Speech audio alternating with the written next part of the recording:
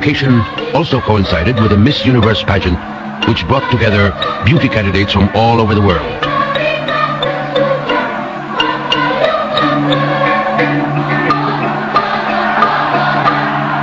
The Filipino transformed the event into a people's pageant, a parade of the masses, an expression of the Filipinos' irrepressible spirit, a celebration of the highest and noblest of national sentiments.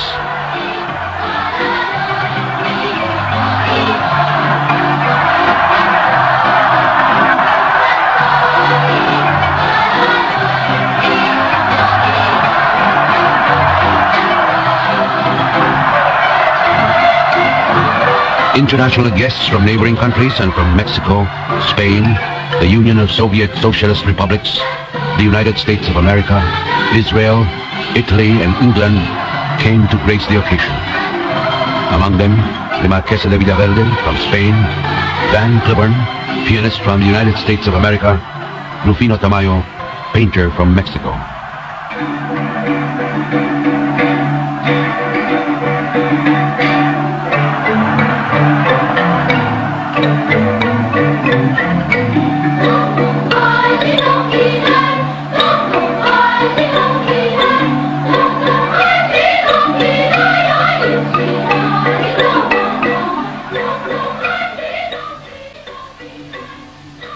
This presentation focuses on the music, the costumes, the central episodes of history, and creates an impact which few history books can achieve.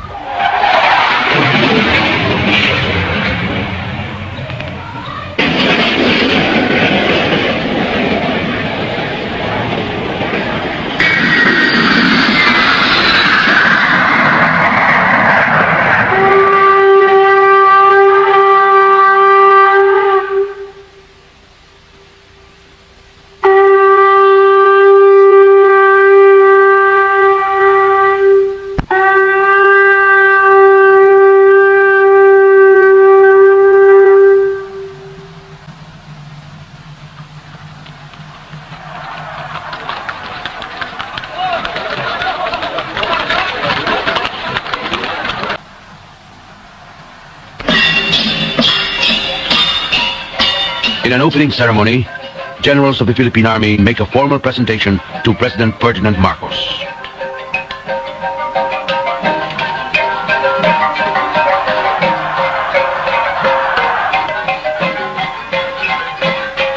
"50 chieftains lead the pageant. As leaders of cultural minorities, they represent ethnic tribes who live all over the country. They are followed by the famed tribe of the Tasarais. These are descendants of the first Filipinos. Their tribal names suggest the strange and the unknown. But these tribes are a people with a culture truly alive with arts and crafts that testify to the wealth of ancient traditions of the country.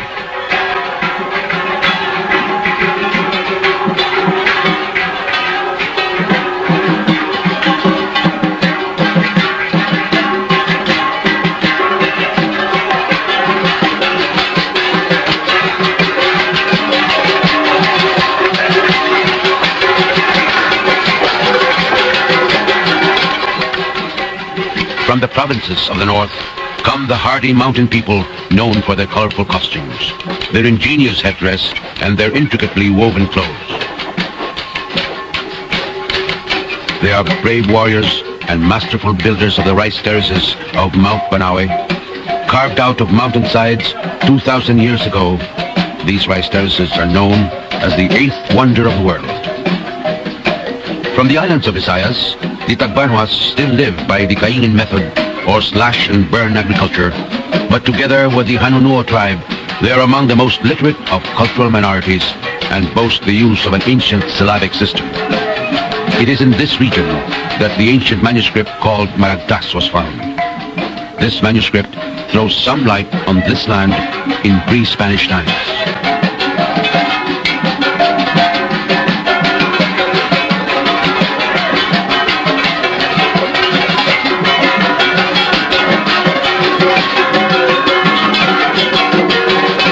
The Muslim tribes of the south are the greatest in number. Long before the arrival of Christian Spain, Islam had taken root in the great island of Mindanao and its offshore islands of Sulu. The Filipino Muslim has added to the richness of Philippine culture. But it is his resilience, a consistent posture of pride and courage, which sets him apart. The Maranaos call themselves people of the lake. Their highly sophisticated arts have made the area around Maranao Lake a center of Muslim culture.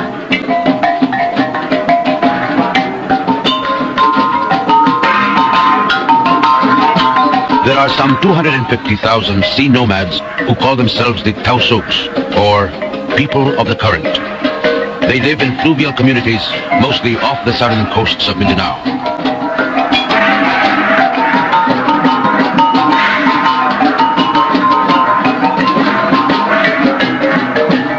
Around Basilan Island, in the south, the Yakans live and are known for their rich weaving traditions and gay painted faces. While the Samals are ingenious builders of boats and, like many other Filipinos, rely on the bounty of the sea for their livelihood. The government continually works to integrate these minorities who wish to join the mainstream of Filipino national life, even as it protects the rights of those who prefer to remain and preserve their original way of life.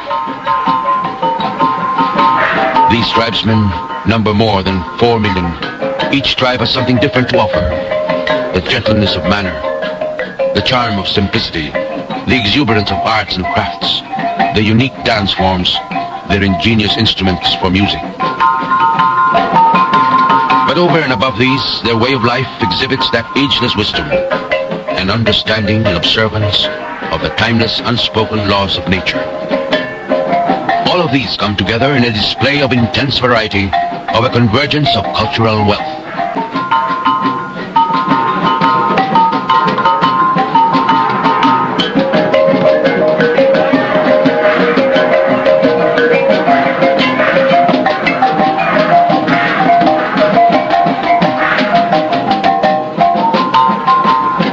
While the earliest inhabitants reached the Philippines on foot, the surrounding seas made imperative a tradition of boatcraft. The Dumagat tribe fashioned the earliest boats. Hollowed from tree trunks, these vessels showed a high degree of workmanship.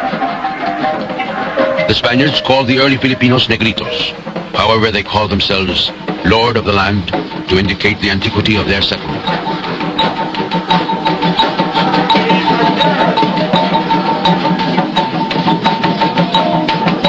Today, they still live in much the same manner as dwellers of the earth, touched little by history's civilizing hand.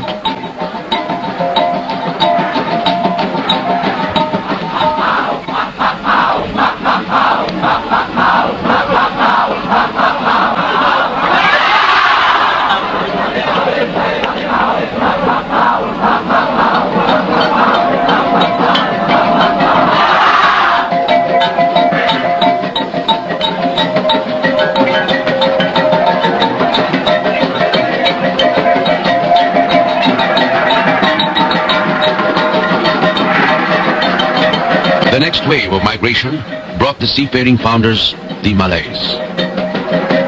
They took over the lowlands and the river deltas, driving the Negritos to the hills.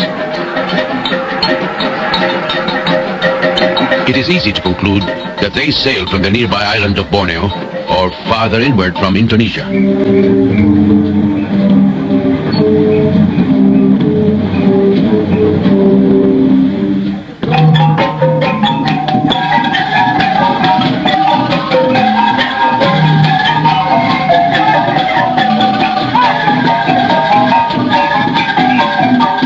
The numerous waves of migration from the different parts of Southeast Asia explains the diversity of Philippine languages. People living on one island, such as Luzon, speak no less than 5 major tongues, each unintelligible to one another. Tradition tells of the peaceful settlement or sale of the island of Panay. Ruled by King Marikudo, the island was ceded to Datu Puti, leader of the Malay immigrants, for the price of a golden hat or salakot and some rare gems for his queen.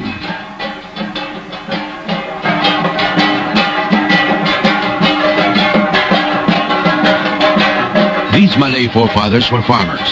Their worship recognized the spirits of the earth and sky which in yearly cycle granted harvest from the patches of cleared forest and wilderness.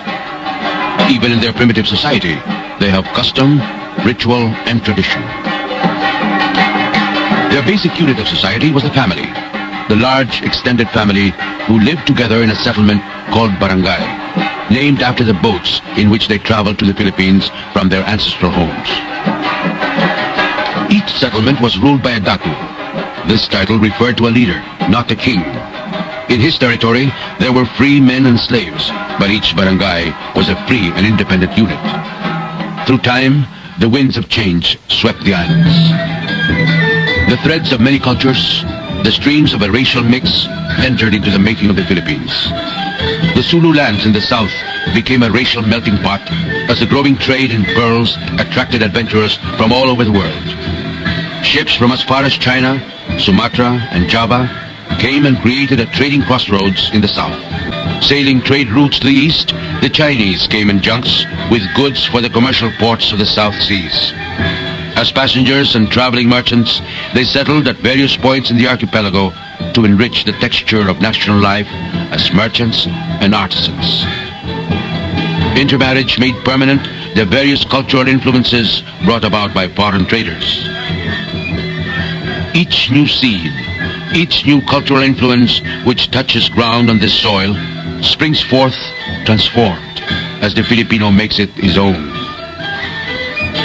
Many aspects of Philippine culture carry the rich overlay of Chinese influence. Food, language, costume, even social thought and family system.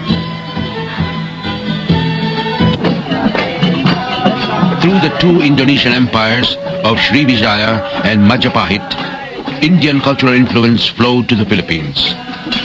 Hundreds of words are Sanskrit in origin. Arts and crafts and even folk literature reflect borrowings from Indian thought and cultural patterns. From as far as Arabia and Persia, the flow of racial and cultural influence continued to create a fusion, to make Filipinos that inimitable mixture of races.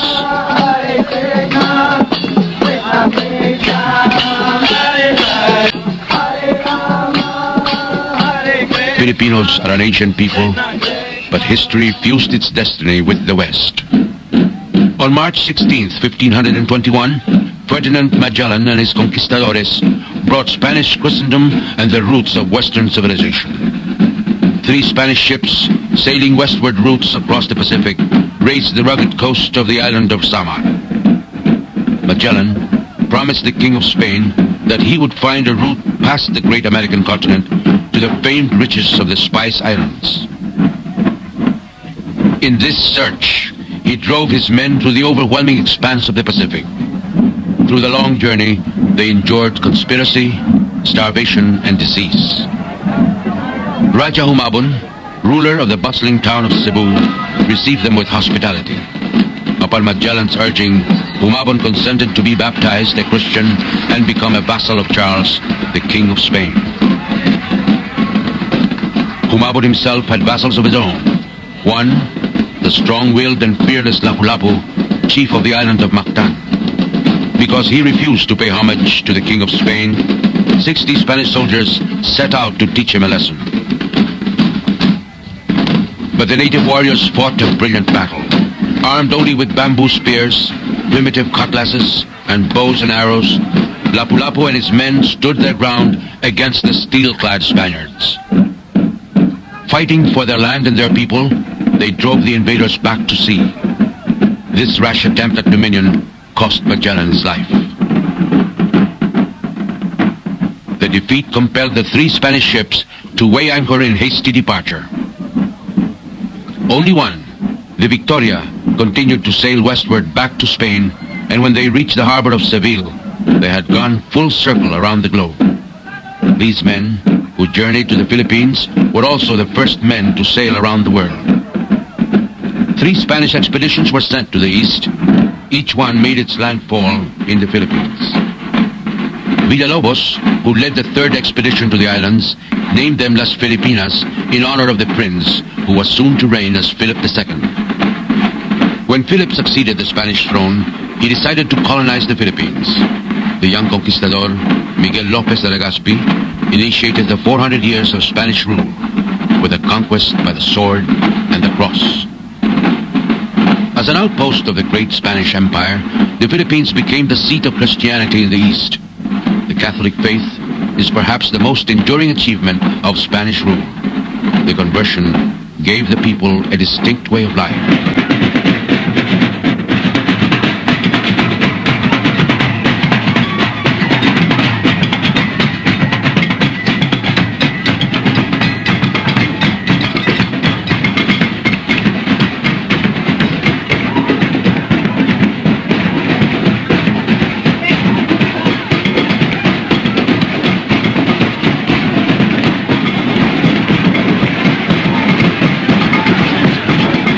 Festivals today are given form by an essentially religious spirit. In the province of Aklan, the religious feast of the town's patron, the Santo Niño, occasions the festival of Ati-Atihan. The spirit, however, is one of pagan abandon, of ceaseless rhythmic music and dancing on the streets.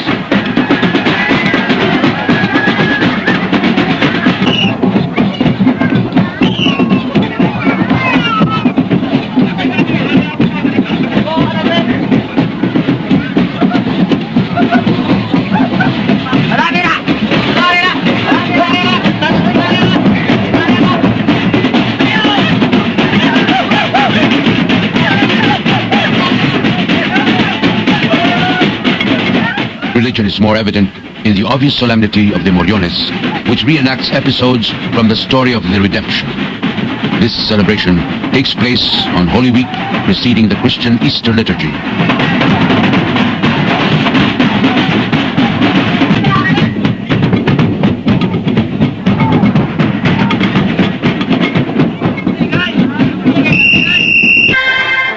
As a colony of Spain, the Philippines became embroiled in the 7 Years' War of 1762. With Great Britain's declaration of war against France and her allies, came the quick attack of British India against Manila. The British squadron entered Manila Bay and caught the city off guard. Defending forces fled across the Pasig River, and the invading troops pillaged and sacked the city in what was the first successful invasion after Spanish conquest. British rule and occupation in the Philippines was brief, lasting only 2 years. It was a minor episode in a great war in Europe, but it bore special significance for the history of the Philippines. The years 1521 to 1872 gave rise to the long line of heroes who began the arduous process of learning what it means to become a free nation. The men and women who blazed through their deeds and their thoughts and their writings the crucial questions that a people must face.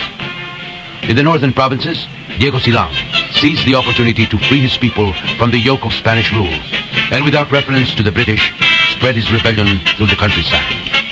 When he died from an assassin's bullet, his wife Gabriela took over the struggle, but the strength of British troops soon overwhelmed the rebellion. The peace treaty, which ended the 7 Years' War, provided for the restoration of the Philippines to Spain. But the flame was lit. The national struggle for freedom and autonomy had begun. The liberal ideas of Europe's enlightened period gave shape to the growth of national consciousness. Slowly, Filipinos realized the common grievance which united regional groups into one, the common grievance of the subject people.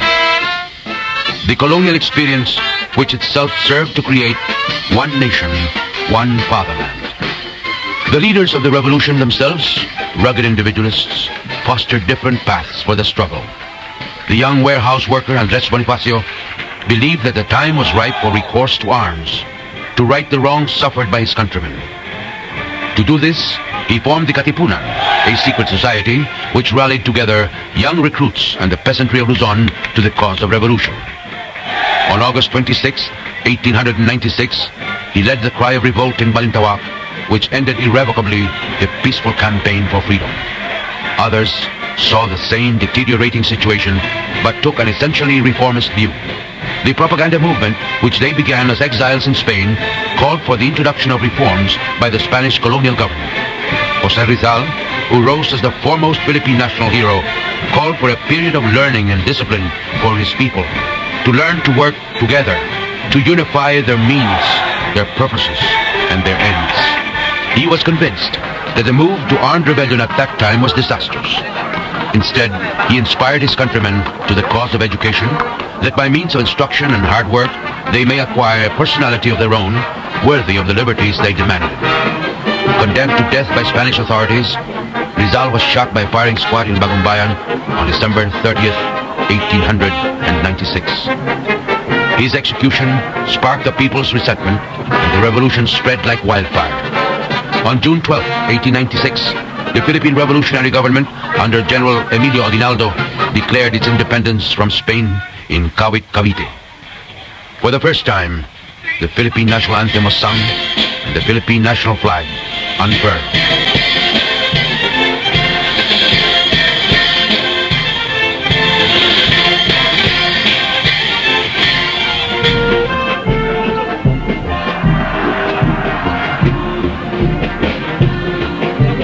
In a proclamation, Aguinaldo expressed his confidence that his people, who had proven themselves so enduring and valiant in times of adversity, cannot remain slaves forever.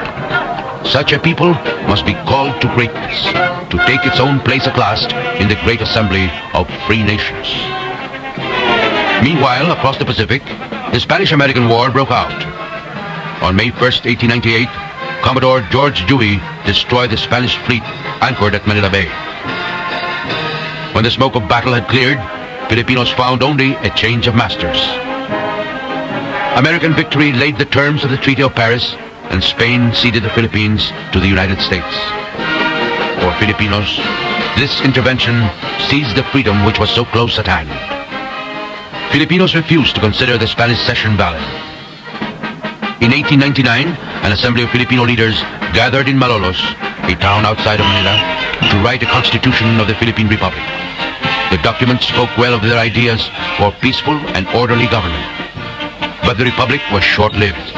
In their battle against American soldiers, Filipino troops found they were no match for the formidable enemy. The Filipino-American War was a record of bitter defeat and, in the end, painful surrender. But there were moments of glory for the men who laid their lives for the land. General Gregorio del Pilar at Tirad Pass, and the guerrilla fighters in the unnamed foothills of war. Filipinos began once again a period of tutelage, now in the republican institutions of American democracy. The new colonial power expressed sympathy for national aspirations and made solemn commitment to grant independence as soon as the Filipino people could demonstrate their capability for stable government. The Tidings-McDuffie Act of 1934 provided for an election of a constitutional convention which would frame the constitution of the young republic. Complete independence would be granted in 1946, but the interim period gave the Philippines the status of Commonwealth and self-government under Manuel L. Quezon as president. A charismatic leader, Quezon captured the love and adulation of his countrymen. His era was evocative of his fiery and flamboyant style. But it was a time of hard work, and the Commonwealth leaders laid the groundwork on which would stand the future Republic of the Philippines. Providentially, these leaders gave first priority to national defense. Sooner than anyone thought, one more long ordeal was to begin. The Japanese bombed Pearl Harbor on Sunday, December the 7th, 1941. That same day, Japanese planes bombed Clark Field, north of Manila. Japanese troops landed in both northern and southern Luzon. The retreat of Filipino and American troops under the command of General Douglas MacArthur brought them to their last stand.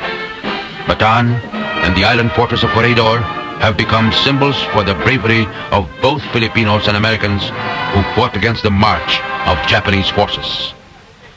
The defense of Bataan and Corregidor upset the Japanese military operations in the Far East and halted Japan's thrust towards Australia. It was decided that President Quezon would leave the country to carry on the government in exile in the United States. On October 14th, 1943, Jose P. Laurel was appointed President of the Republic, inaugurated by the Japanese military organization. He faced the difficult and painful task of maintaining law and order. For the sake of the civilian population, he had to come to terms with the enemy occupation. Manila, as an occupied city, suffered destruction second only to that of Warsaw. All over the countryside, the cruel hand of war brought brought death and destruction. After a recurring illness, President Quezon died in the United States. In his message to the Filipino people, the new President, Sergio Osmeña Sr., praised the heroic resistance of his people. After the fall of Bataan and Corregidor, the guerrillas continued to fight against the invaders. Without arms, hungry and unclothed, they gave battle to the enemy from every nook and corner of the land. On October 20th, 1944, American Liberation Forces landed in Leyte.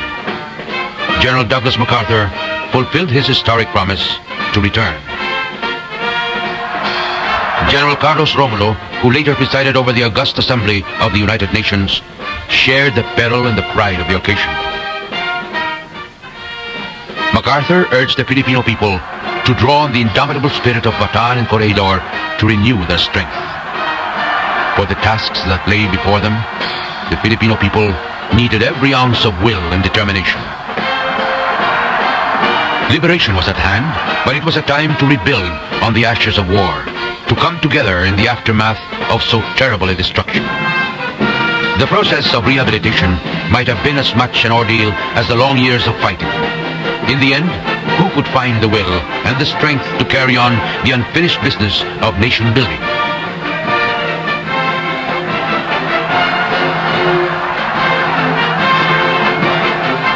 The long and painful quest for national sovereignty ended in the morning of July 4th, 1946. Over the ruins of a war-torn land, the Filipino people raised their flag, brave symbol of an independent republic of the Philippines. The return of peace, fragile as it was, marked the return of festivals. The celebration and merrymaking provided easy diversion for an essentially gay and happy people. The festivals of flowers in the summer month of May is a celebration of youth and beauty. It is a celebration of the Filipina, idealized by a religious tradition of the shy and sheltered maiden, guarded by the strict norms of church and society. But festivity could not disguise the urgent need for social renewal. 2 decades of freedom and self-rule proved too short to rid the young nation of a plague of corruption, of desperate economic problems, of social ills in the city, and agrarian injustice in the countryside.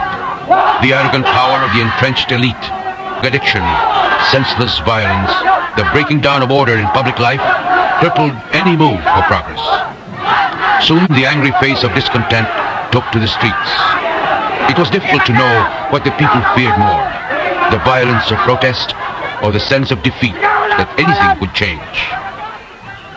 On September 21st, 1972, President Ferdinand Marcos proclaimed martial law. With Proclamation 1081, he began the work of building a new society.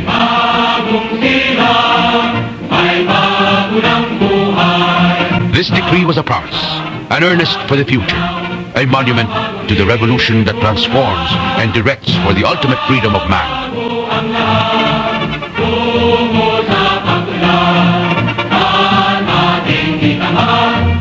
On this occasion, the President spoke. Change was at the heart of this program, edifying, liberating change. For the stark realities which continually confront man in a lifetime do compel change. A process of unceasing and irresistible flux is the rhythm of human life. Contemporary experience confirms the historical record of renewal, which is added upon every civilization, including our own in Asia. The comforts and the settled habits of the time have had to be swept away by the onslaught of change, so that life itself might continue.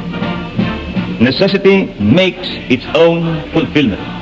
In this way, man has been able to survive the forces of nature and refine his capacity for upliftment. This was every Filipino's dream, a dream of a reformed society. That dream must now become reality. The revolution must begin in the form of individual commitment, in the change of heart of a renewed and vigorous society.